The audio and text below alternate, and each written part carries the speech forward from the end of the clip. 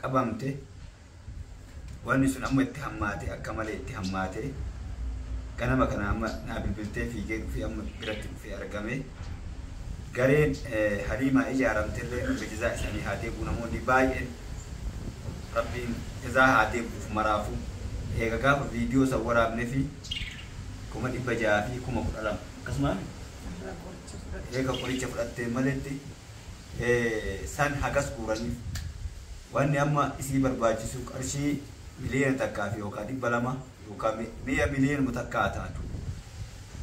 boliyan tiya ijoolleen xaaliyaan illee yoo akka tasan argitan warri waa walitti guurrenaan jettanii kanaan dura dubbattan isin eegaa ture hagammaan agarre amma isin dhukkuba atattama itti jira nyaqarsaa wanni kuni guyyaa muraasa keessatti akka deemtu ajajanii daa'ima xiqqoo tokko qabdi daa'ima kana irratti eegaa isin jennee dubbanne wallahi waan nama gaddisiisatti nama baay'eetu kun du'aa godhaa fi jira as keessa illee taa'ee kan jedhe isin taasisuu hin danda'u amma fi Haliima dubbadhe. Assalamu alaikum warahmatullahi wabarakatuh. Sik sagalee kana dhaabata. Assalamu alaikum warahmatullahi wabarakatuh. Warroonni dhibba kiyya ammaan dura dargitanii isin du'aa illee gargaarsan illee waa hundaanuu nafaana dhaabbatan hunda irratti jazaa keessan duniyaa akiratti isinii haa kafalu jedha. Hamtuun isinin tuqine dhibeen akka malee cinqaan isinin argin jedha.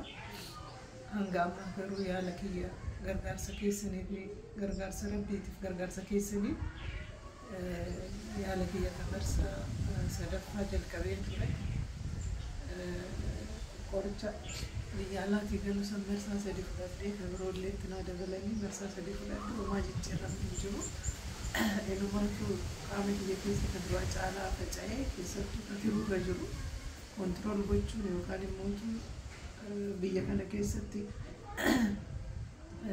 dhaabuu hin dandeenyu yookaan yoonni ta'uu hin dandeenyu jedhee haakimni guyyaa kaleessa murteessee waraqaa rifarii fudhadhu gara biyya alaa deemi jedhee kaleessa bilbileetiin waan murteessine hime